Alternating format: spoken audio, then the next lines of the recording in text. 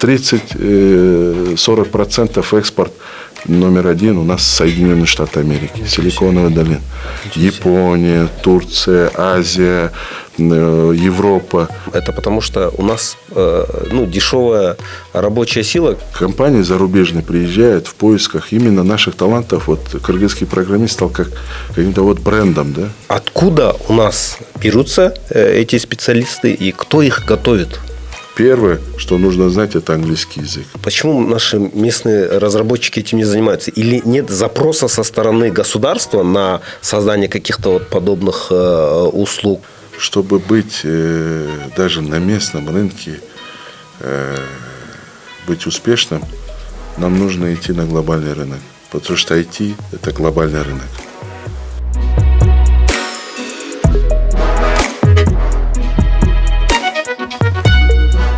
Здравствуйте, уважаемые зрители! Вы смотрите очередной подкаст на нашем YouTube-канале Ахчабара.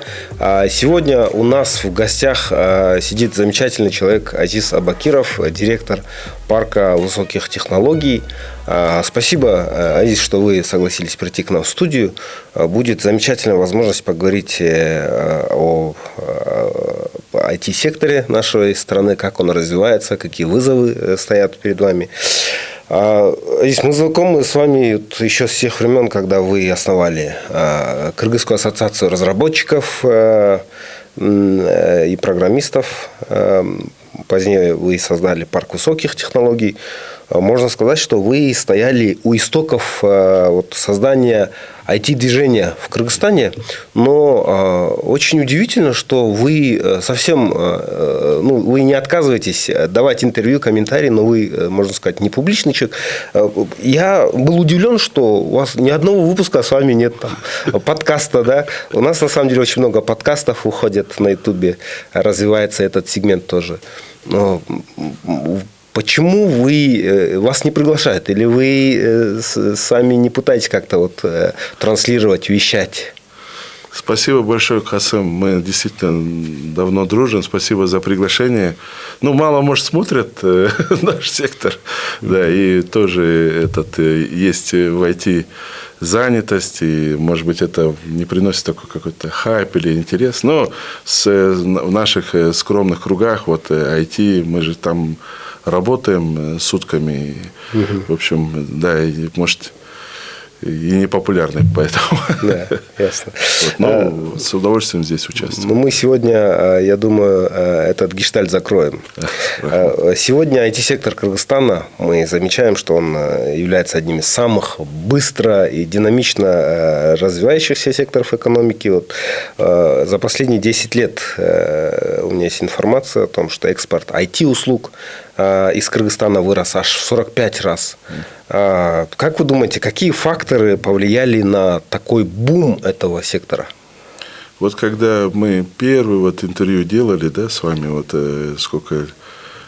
когда зарождался и наше IT-сообщество, это 2007-2008 года, маленькая комьюнити, можно сказать, маленькая комьюнити, несколько компаний, которые делали программные продукты на зарубежные рынки. Мы тогда объединились в эту ассоциацию разработчиков программного обеспечения услуг. И тогда на базе ГИБ, это интернет-политика, такое общественное объединение, Татума Металиева нас собирала, молодые компании. И мы тогда обсуждали, как мы можем это все продвинуть или задать тон. И тогда создали эту ассоциацию. И это видение, которое мы записали в 2008 году, разбирая эти старые презентации, мы уже их на новые переложили. Там у нас нету нефти и газа, нету выхода к морю, но есть талантливые люди, талантливые молодые люди. И нашим выходом в мир, нашим океаном возможностей стал интернет. Действительно, в 2000-х годах, когда появился интернет, это нас вдохновило, многих молодых ребят, и мы начали искать работу, благодаря интернету, разработку программного обеспечения делать и так далее. И такой был инвестсовет при президенте, секретарем инвестсовета Талабек Джумашкович Чуманов, мы эту идею представили и хотели рассказать. Ну вот еще есть новый путь экономического развития. Ну, многие над нами смеялись, там не верили. Многое, я так называю это время, ушло время на сомнение, да, так скажем. Ну, сомнение это, так сказать, вот эта вот борьба какая-то, вот, чтобы идею вытащить, ее продвинуть. И так далее. Ну, действительно, нелегко далось, это, чтобы объяснить всем. Ну, тогда правительство поддержало. Джордж Кенеш поддержал. В 2011 году был подписан закон о парке высоких технологий. А тогда мы еще вот до этого делали анализ, изучали опыт Ирландии. Ну, конечно, опыт вот Индии, аутсорсинга, они набирали ход.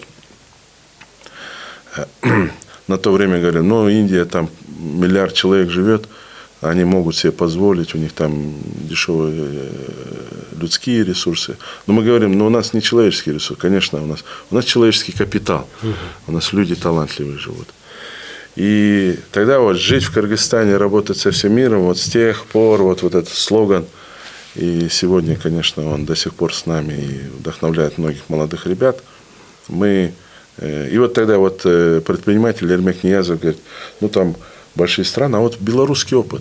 И мы взяли, он так соединил все так хорошо. Буквально вот наравне мы начали, но они быстро очень его внедрили, парк высоких технологий Беларуси.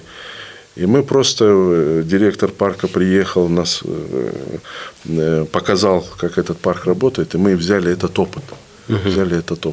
То есть ничего нового не придумали на самом деле.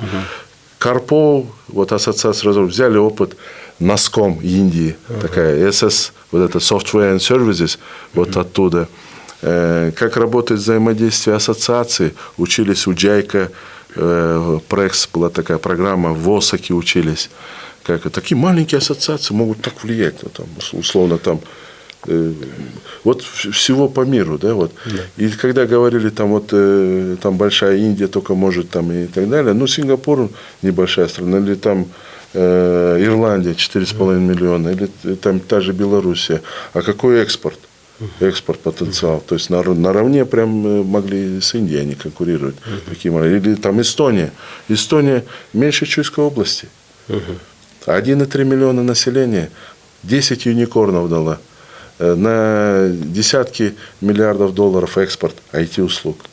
То есть такая. И вот мы вот жить в Кыргызстане со всем миром, вот всех вот обошли, вдохновили, в нас поверили. И вот с тех пор парк высоких технологий с 2011 года, там, $1 миллион, потом там 2 миллиона долларов оборот, потом там 4, вот это вот удвоение шло из года в год.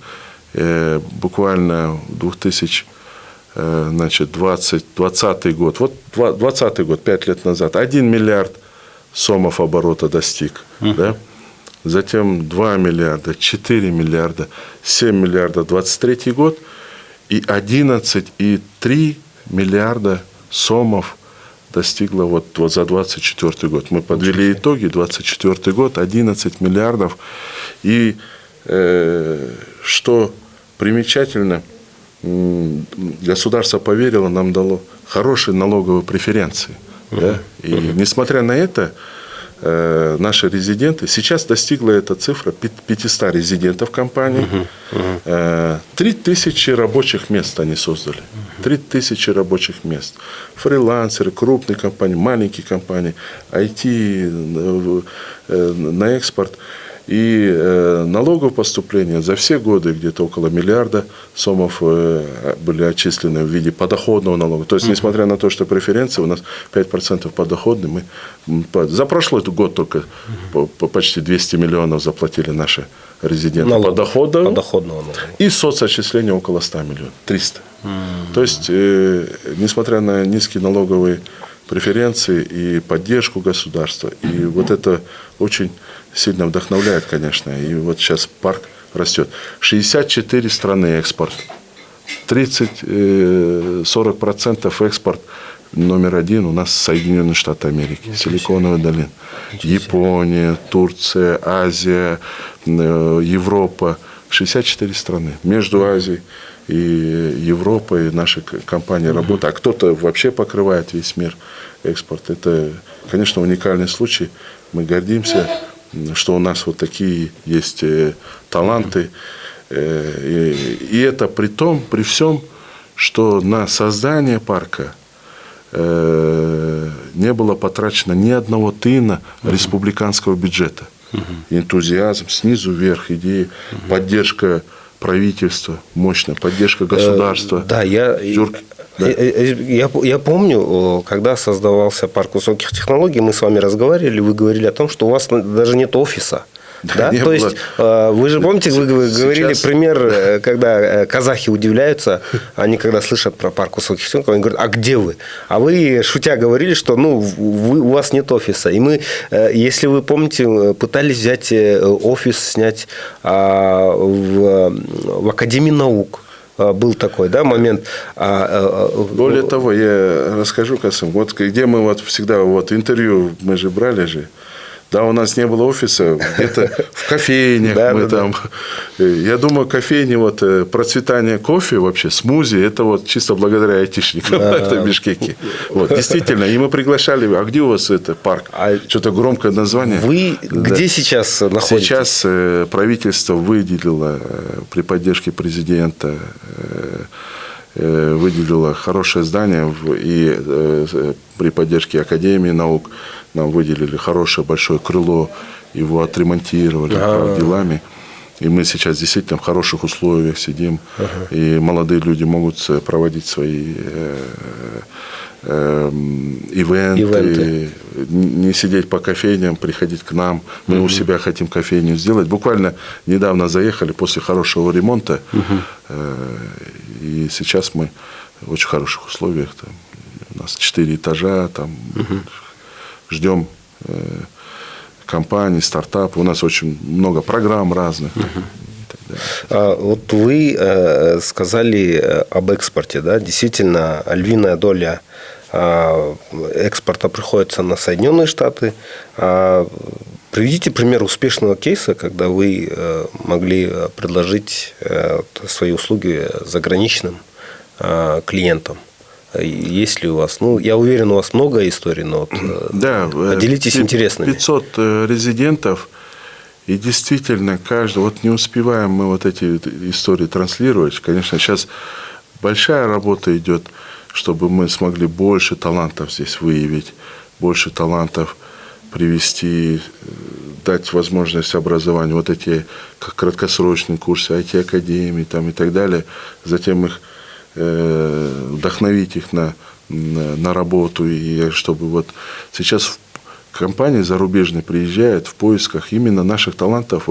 Кыргызский программист стал каким-то брендом, да? В Кыргызстан мы за разработкой тянутся, ищут наших ребят. А наши ребята такие скромные, очень трудолюбивые, трудоспособные. Там надо будет и субботу, и воскресенье, и пашут. Это, конечно, очень импонирует. Языки знают, да? Прекрасно разговаривают на языках. И импонирует, и многие, конечно. И например, стартап начинался, да, GrowWave, Эльдар Галиев со своей командой, там, супруга, братья, Галиева, семья.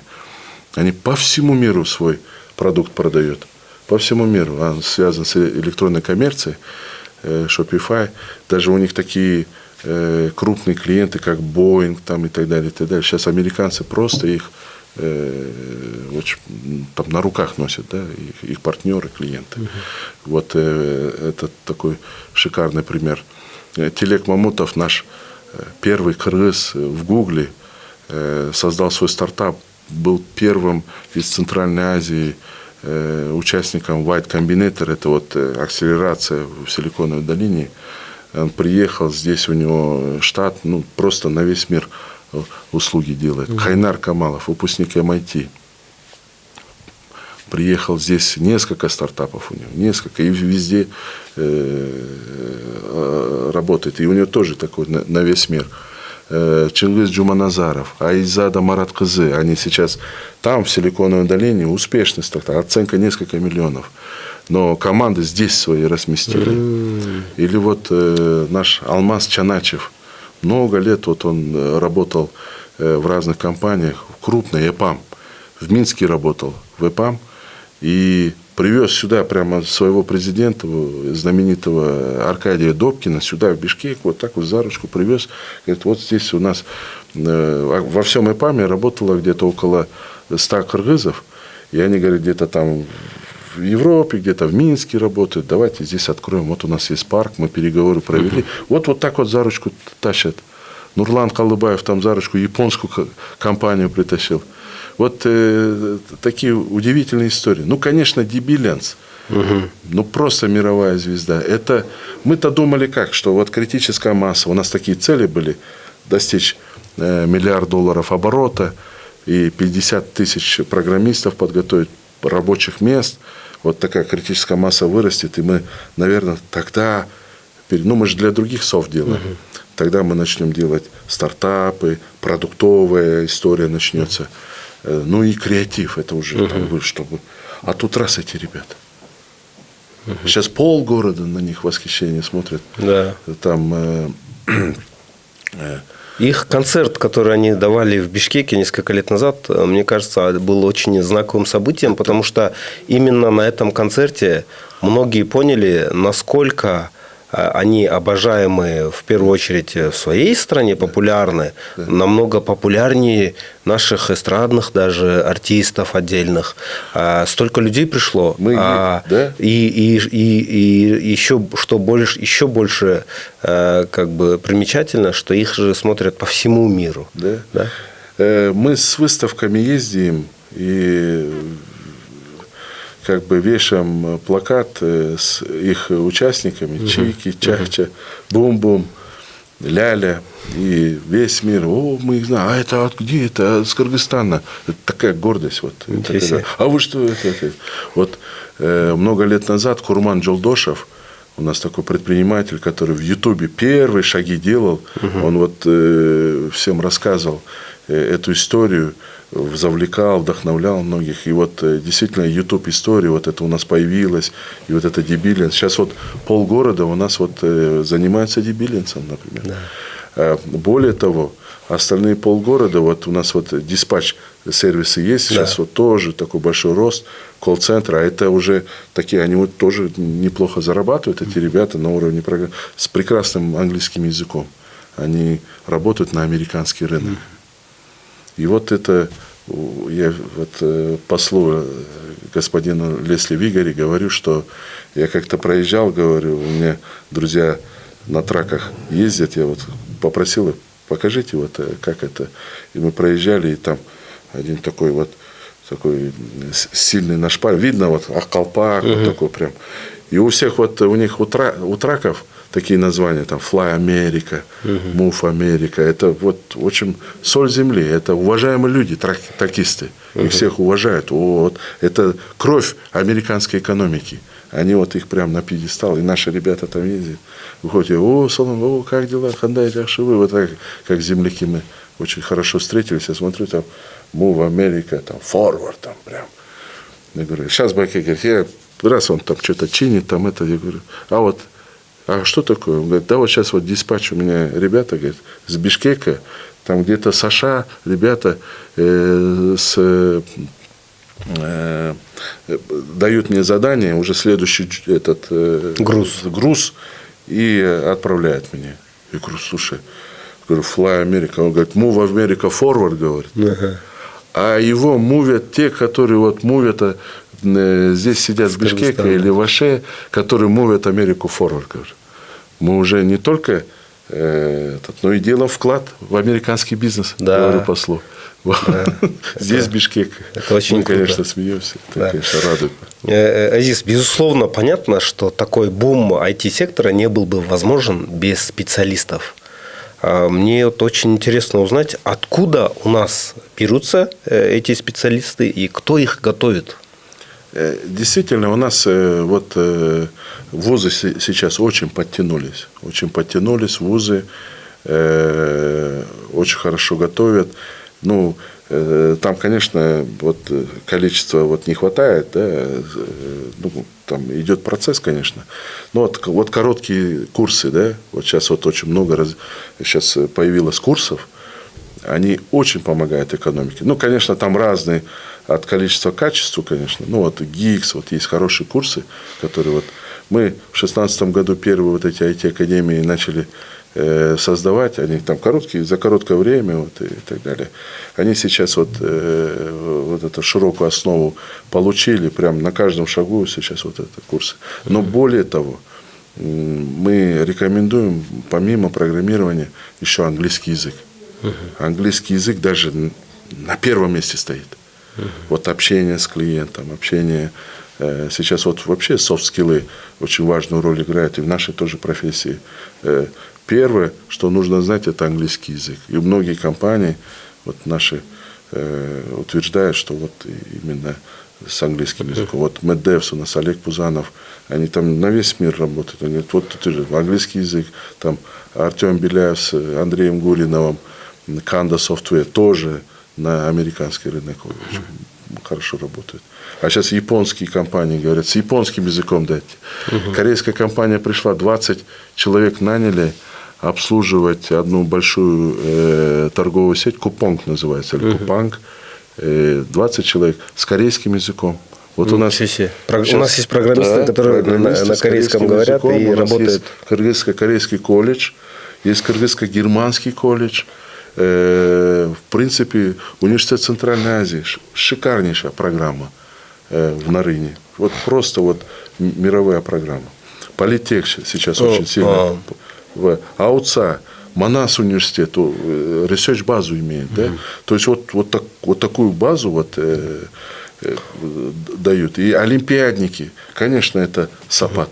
Конечно, САПАТ. Вот сколько олимпиадников у нас появилось. И мы стараемся поддерживать и олимпиадное движение, и это, ну и другие подтягиваются тоже, да. Ну, это вот что касается больше университетов. Ну, например, вообще IT – это такая отрасль, куда можно и с 10 лет, да, там, ребенку даже начинать. Мне рассказывали знакомые, что есть дети и по 6-7 лет, которые уже начинают увлекаться программированием, да. Вот эти курсы, ну, я тоже искал в интернете, у нас есть Codify, да, и много других, на самом деле, больших, средних и маленьких академий, где обучают этому. Ну, я, возможно, не во всем детально разбираюсь, но вот у них, как я знаю, что, например, лет 5 назад, да, они обучали JavaScript, там, Python, да. Сейчас они, в принципе, предлагают то же самое, плюс к нему, ко всему прибавился искусственный интеллект. То есть, они говорят, что они обучают еще, ну, искусственному интеллекту вообще, как с ним работать. Насколько наши вот программы, которые доступны на рынке Кыргызстана, ну, в особенности для детей, да, я думаю, вот родителям тоже, чтобы было полезно узнать, насколько они отвечают современным вызовам, которые стоят перед программистами. Вот у нас сложилась вот такая экосистема, я могу сказать, такая экосистема, что вот компании, требования компаний, ну, начнем с того, что эти компании у нас появились. Есть крупные компании, EPAM, MedDevs, Kanda Software. Сейчас приходят мировые крупные компании, приходят, японские компании.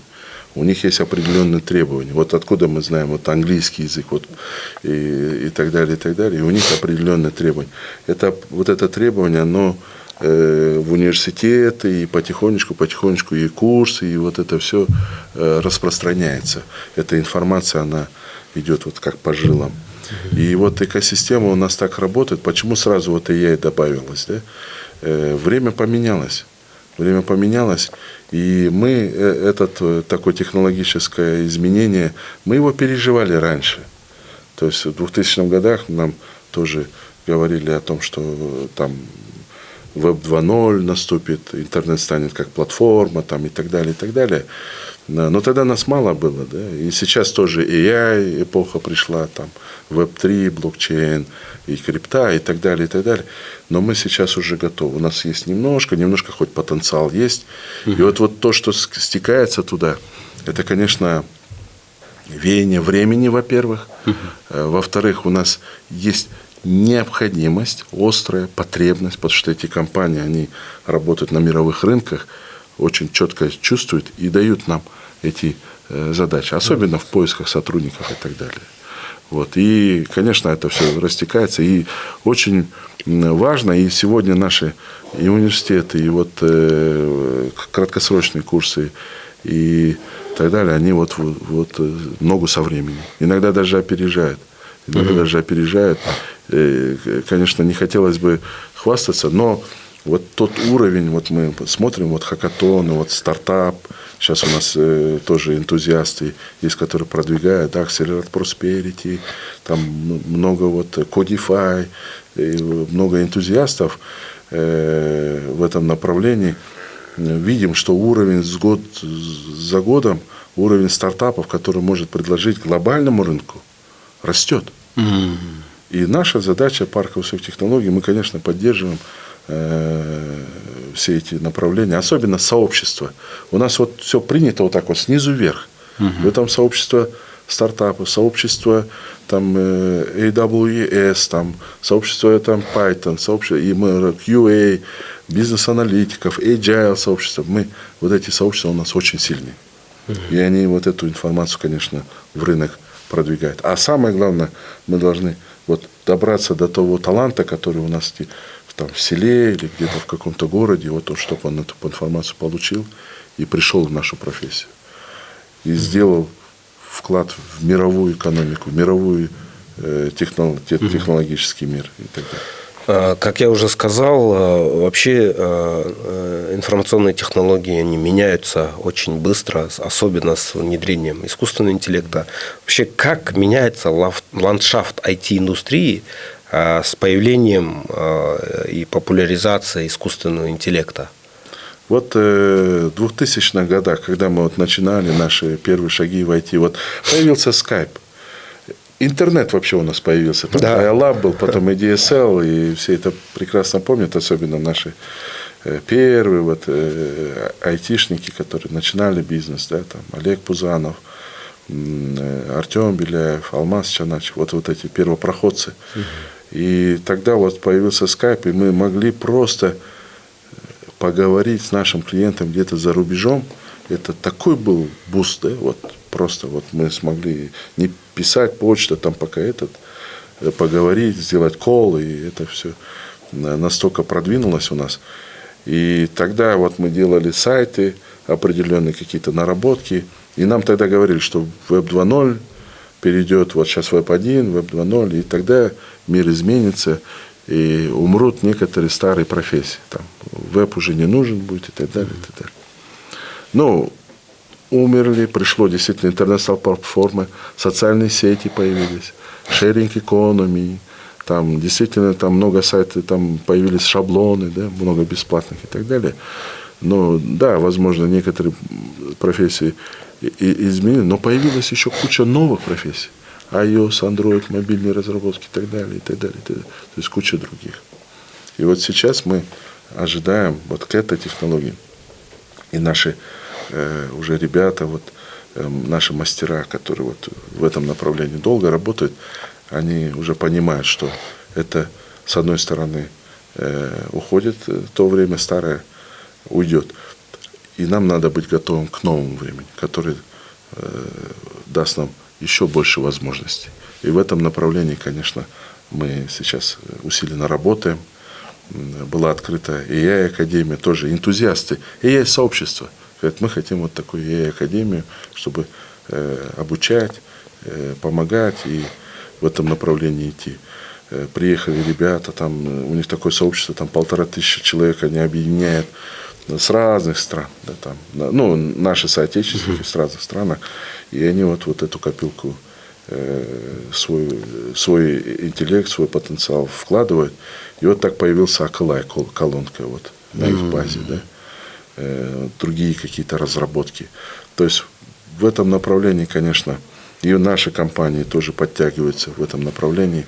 То есть это, да, переход, ну, там, условно, американский президент, когда приходил к власти, вот буквально там февраль, да, вот в эти года, прямо вот на наших глазах, Вот у них там прям стратегия была поддержать там AI направление у себя в стране. Там он прям так помпезно выделяет там, 500 миллиардов долларов там, и так далее. И буквально там через неделю выходит DeepSeek. Весь ландшафт меняется. В одну секунду. Вверх дном. В одну секунду. Одну секунду. В одну секунду. Вот такое время. Да. И самое главное, вот наше направление, вот те стратегии, которые вот, ну вот, все, умирают в одночасье. И наше направление, и та философия, которую мы преследуем, это поддержать наше сообщество, поддержать инициативу, поддержать наши стартапы, идеи поддержать, смысл поддержать. И я думаю, будет результат. Особенно сейчас вот направление вот это вот стартапы, мы считаем, и вот это AI-сообщество так подсказывает, и стартап-сообщество, они говорят, это вот наше время наступило, вот мы должны туда идти, вперед, все, вот Силиконовую долину, там по всему миру и так далее. Но мы, конечно, мы слушаемся наших предпринимателей и стараемся помочь. У меня такой еще вопрос. Смотрите, вот недавно мы разговаривали с одним экономистом, с Нургуль Акимовой, и была озвучена такая мысль, что Кыргызстан очень зависим, например, от России в плане горюче-смазочных материалов. Да? Мы полностью покупаем оттуда. В плане финансовых каких-то операций наша вся инфраструктура финансовая, она зависима от западных технологий. Это тот же самый MasterCard, Visa карты, да? Это все инфраструктура Соединенных Штатов Америки. И в этом плане даже не Кыргызстан, а даже там Россия и все там, другие большие державы, они зависимы от этой системы. Есть ли какая-нибудь вот такая зависимость в плане IT-технологий? Мы или все-таки вот IT-сектор, он может быть независим, быть более свободным в этом плане, в экономическом плане, или все-таки есть какая-то вот зависимость? Я вот расскажу один пример. У нас, конечно, с коллегами всегда идет такой спор или дискуссия, что вот местный рынок IT, или надо выходить на мировые рынки, и вот экосистема и так далее. Вот, и мы склоняемся к мнению, вот я со многими нашими вот, корифеями обсуждаю, чтобы быть даже на местном рынке, быть успешным, нам нужно идти на глобальный рынок, потому что IT – это глобальный рынок. Если мы не будем успешны на глобальном рынке, то наши продукты, ну, в общем-то, наши компании сегодня, сейчас конкурируют на самом деле, даже что-то выпуская здесь на местном рынке, конкурируют со всем миром. Хотя я вот вдохновляю вот опытом, примером, вот Намба-такси.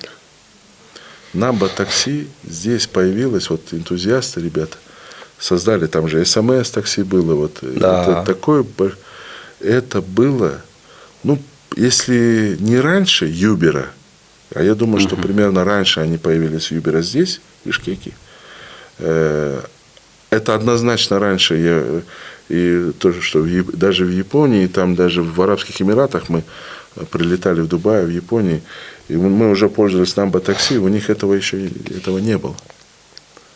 Понимаете? И вот в том плане, если бы они бы вот со своим этим стартапом поехали бы в долину, в Силиконовую, нашли бы инвестиции и сразу начали бы масштабироваться на весь мир, это была бы другая история. К сожалению, сейчас мы здесь... Да. Я это вдохновляю наши другие стартапы, что нам надо сразу думать о глобальном рынке. Раньше было такое, что типа think global, make local, да, но технологии сейчас позволяют, не то, что позволяют, а мы вынуждены. Вообще инновации – это такая вещь, оно приходит тогда, когда высокая нужда. То есть вопрос нашего выживания Кыргызстана на глобальной арене, вот я вижу, и мои коллеги, это именно инновация. Это наш вопрос выживания. Если мы не будем на глобальном рынке торговать, не будем создавать ценности, новые какие-то продукты и так далее, не сможем с глобальным рынком работать, мы просто не сможем дальше. Это вот вопрос инноваций, вот таким ребром стоит. Это немножко такая жесткая материя, но однозначно мы должны к этому идти. У нас мало ресурсов, конечно, но мы вот соединяя малые ресурсы, мы должны идти на глобальный рынок. И вот жить в Кыргызстане, работать со всем миром, это вот об этом, что мы должны туда идти на глобальный рынок. И, соответственно, вот здесь вот зависимость от технологий, вот возвращаясь вот к источнику вашего вопроса, то, что мы здесь могли бы сделать, конечно, есть. Вот у нас сейчас, например, монополист одна такси-компания. Да? Я как раз вот об этом хотел спросить. Смотрите, я нисколечко не сомневаюсь в компетентности, в крутости наших разработчиков, специалистов, но что я вижу? Я вижу, что когда мы говорим о такси, есть один монополист, и он не отечественный. Он сейчас вот начинают создавать другие альтернативы, но есть одно такси, служба такси, которая не только монополизировала рынок, но еще и ставит огромные комиссии, да? Создают не совсем хорошие условия труда для таксистов, да, например, которые хотят на этом заработать. Есть, например, программа, наверное, одна из самых успешных, которым гордится наше правительство, это приложение Түндүк. Но оно же тоже было, если я не ошибаюсь, у Эстонии же, да, мы его переняли, можно сказать. И мне вот рассказывали люди, которые занимались этим, что Эстония, она решила именно отдать эту программу Кыргызстану, хотя был запрос и из Казахстана, и из Узбекистана, но вот они именно сказали о том, что в Кыргызстане действительно есть демократические изменения, и вот именно по этой причине они вот по духу они вот хотят, чтобы вот именно Кыргызстан этим завладел.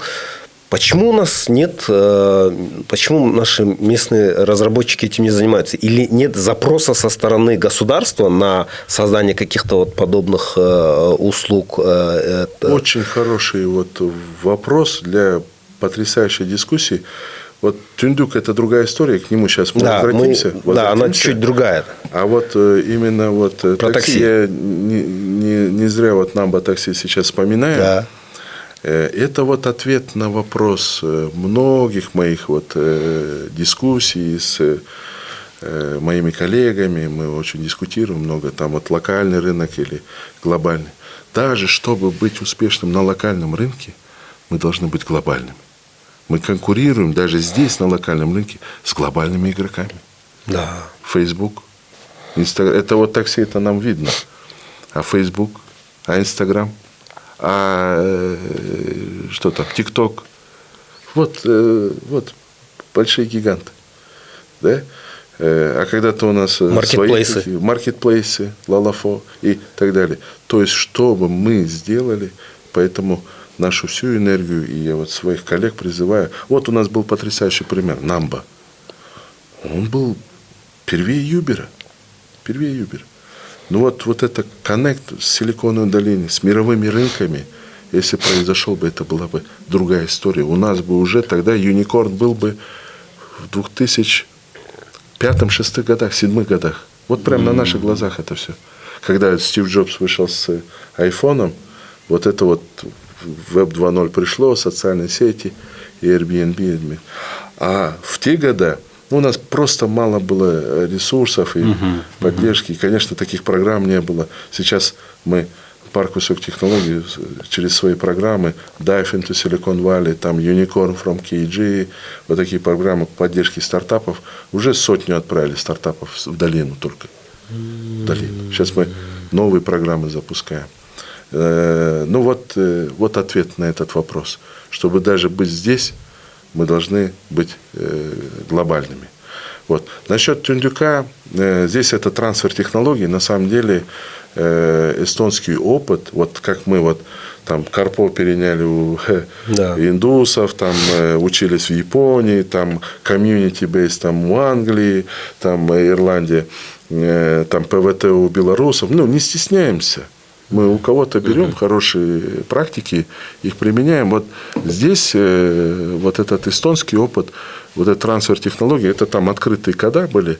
Здесь они, вот я считаю, это одно из успешных вот государственных решений именно по цифровизации. Министерство цифровизации этим занималось, и это одно из гениальных решений, вот этот Тундюк привести сюда. И я был одним из участников, когда вот пригласили в Эстонию. Среди 120 стран мира, кстати говоря, вот даже азиатские страны, даже Япония там, и европейские страны Эстонию считают номер один по цифровизации. И они приехали туда перенимать опыт, и был такой большая церемония, награждала чемпионов, вот, которые по внедрению.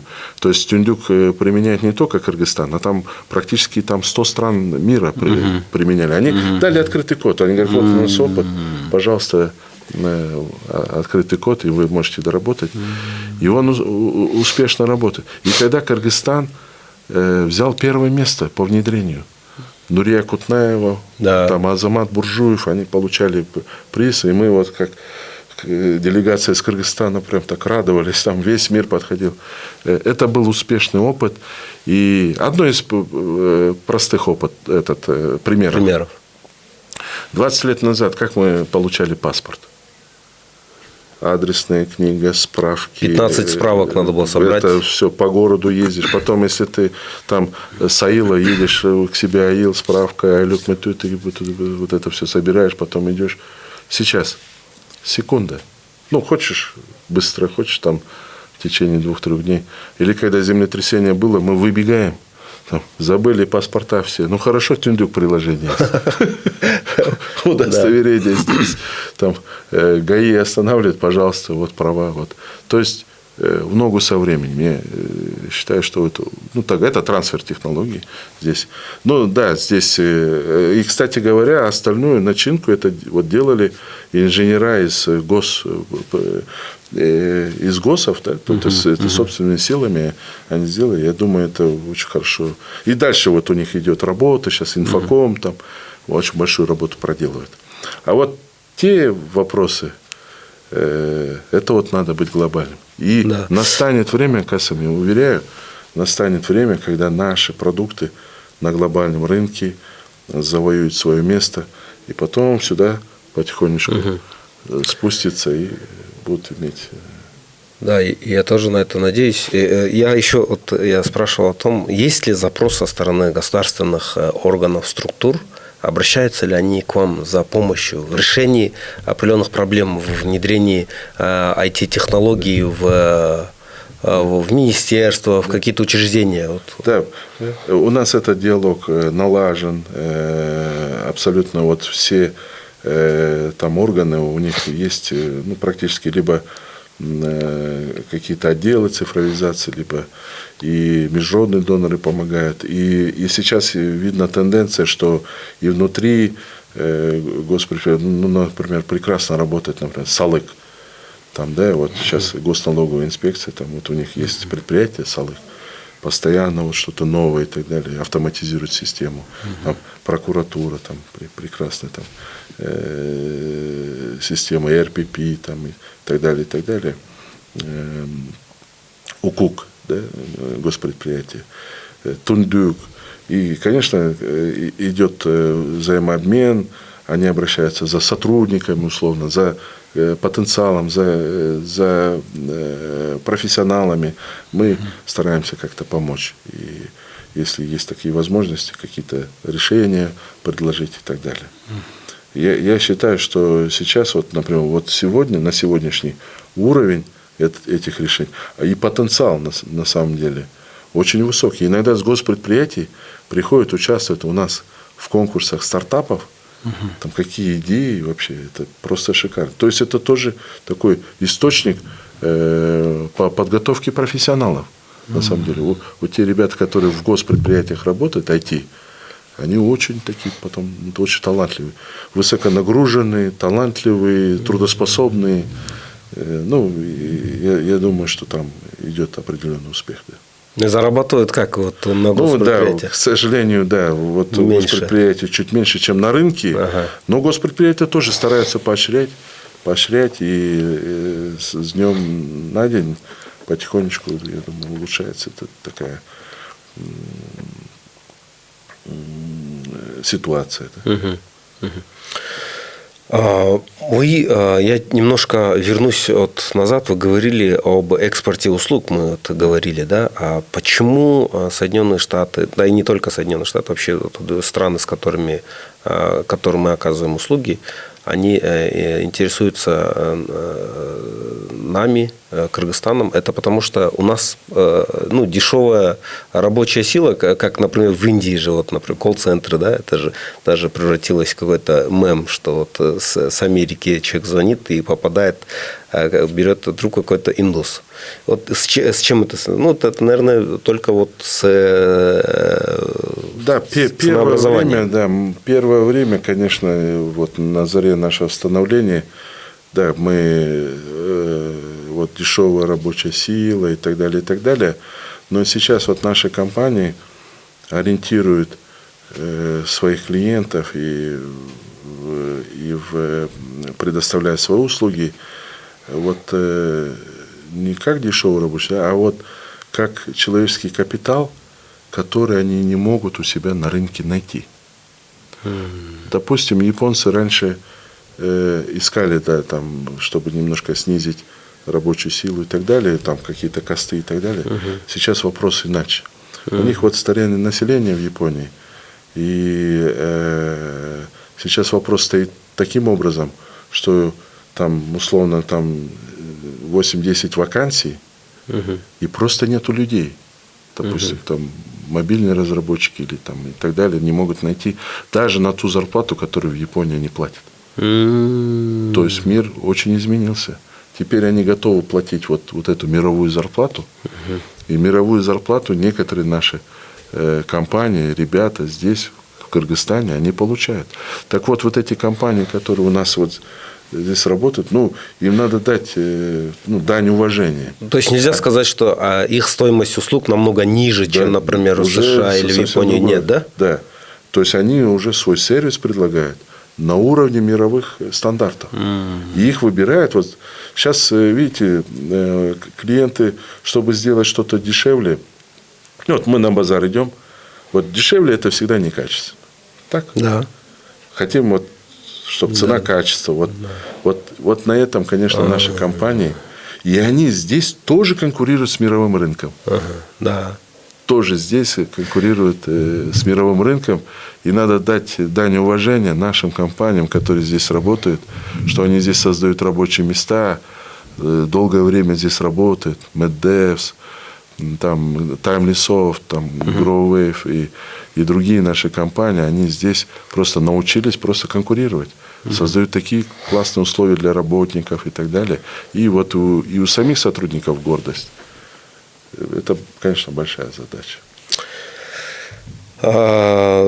Что нужно сегодня учить, что нужно знать условно 10-летнему ребенку, программисту, начинающему энтузиасту, чтобы в будущем стать востребованным специалистом в своей области? Вот 10-летнему ребенку и вообще тому поколению, которому сейчас 10, 7, 8 лет, и вот где-то в этих... В этом диапазоне. Да, где-то это все наши дети, возраста наших детей. И, конечно, им можно позавидовать. У них будет интересное просто будущее, связанное с возможностями, связанное с технологиями. Уровень тех возможностей, которые будет обладать современный человек, это будет просто... И и здесь прям с Бишкека, или там с Таласа, или с Каракола, или с Аша, он будет обладать возможностью работы со всем миром. Единственное, что вот рекомендую вот, и своим друзьям, и вот английский язык. Быть широко, вот софт-скиллы очень важны. Вот быть свободным. Вот воспитывать детей свободой. Не ругать их, не это. Чтобы они сами тянулись к чему, тому, что они хотят. Если к технологиям, тогда помочь им технологиям. Приучить к трудолюбию. Спортом заниматься. Английский язык. Чтобы open mind был, да, свободный был. Потому что мир меняется каждый день. Стратегии уже умерли. Каждая секунда что-то нам приносит новое. Вот. И, конечно, такие ребята. Особенно у нас же богатая культура, богатые традиции. Наши, испокон веков. Да. Мы на это не обращаем внимания. Вот гостеприимство. Вот этот soft skill, который у нас есть, у нашего народа, это, я считаю, самое вот то, что сейчас востребовано в мире. Вот это кочевой образ мышления. Постоянно угодить своему другу, своему там, гостю и так далее, и так далее. Это очень будет востребовано. И стремление к новому, исследованию, к знаниям. Это, я считаю, вот эти ребята, которые сейчас у нас будут расти, вот для них сейчас вот эти условия созданы. IT-академии, вузы, школы, AI, парк высоких технологий. Сейчас создан парк креативных индустрий. Дальше уже ребята пошли, да, то есть уже в креативном масштабе. И есть наша страна, она богата талантами. Наша страна богата талантами. Вот хочется, чтобы вот эти таланты вышли на мировую арену. И это вот сейчас доказывают наши все компании, которые сейчас у нас в резидентах. Debilance, Maddeus, GrowWave, EPAM и так далее, и так далее, и так далее. Вот сейчас выходят на мировую арену. Конкурентоспособность, значит, мы можем. И при этом еще жить в Кыргызстане, работать со всем миром, не уезжая, не оставляя свои семьи рядом со своими родителями. Да. Азиз, вы активно пропагандировали идею «Одна семья, один программист». Вы отслеживаете результат вашей идеи? Вот как я всегда кого вижу, как у нас там идет, говорю, иногда друзьям говорю, что вот сколько там, они говорят, ну вот мы одного там, шутку, я говорю, мы будем медаль давать за а если двое, говорят, за перевыполнение плана. Но на самом деле, вот у нас вот есть такая программа, программер Аймдар, программирование среди девушек. 700 анкет получили, то первый года, там третий, уже четвертый программер Аймдар, более 2000 анкет. Настолько вот прям вот эта энергия.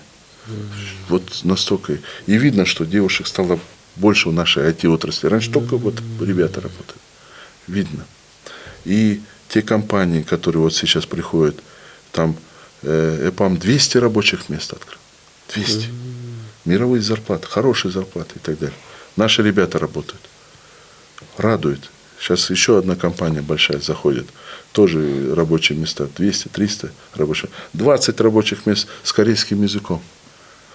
3000 человек. Это мало, конечно, мало. 11 миллиардов сомов экспорта притащили наши ребята. Экспорт 3000 человек. Я не хочу с другими отраслями сравнивать, но 130 миллионов долларов экспорта. В корзинке у нас уже такая существенная. Мы там $1 миллиард на золото, у нас экспорт, потом там швейная отрасль 560 миллионов, там сельское хозяйство 100, 200, 300 миллионов, да? Вот примерно в таком масштабе у нас крутится. Это $3 миллиарда. Вот 3000 человек приносят существенную долю в корзинке экспорта. А если у нас будет 30 тысяч или там чуть больше? Это вклад в реальную экономику, а экспорт, минус импорт, минус расходы и так далее влияет на ВВП. А ВВП влияет на душу населения. Вот на душу населения, вот так как мы реально сейчас живем, вот самое большое влияние имеет экспорт. Поэтому нам экономике нужна экспортоориентированность. на глобальные рынки, что-то продавать уникальное. Вот так вот мы можем выровнять нашу жизнь. Ну и, конечно, мы это влияние видим, наших ребят. А насколько сегодняшние школы, можно сказать, отвечают требованиям, мировым требованиям, вызовам, ну, то есть, чтобы воспитывать специалистов? Потому что почему я спросил про вашу философию, про одну семью, одного программиста.